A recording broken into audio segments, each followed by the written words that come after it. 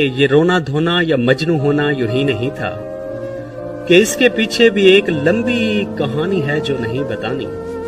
वो जा चुकी है पर उसके वादों का मान आप भी रखा हुआ है, तमाम राजों की राजदारी रखी हुई है। मैं उसके चाहत जताने वाले हर एक नाटक को जानकर भी सुकून में था।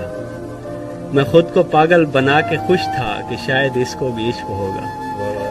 वो बोलती थी कि यार सबसे ज्यादा मुझको अजीज हो तुम, तो मैं भी अपने अजीज होने पे फख्र करता। मुझे तो ये इल्म ही नहीं था कि मेरी तरह के काफी हजरात उसकी जानिब से अपने अपने अजीज होने पे खुशगुमा थे।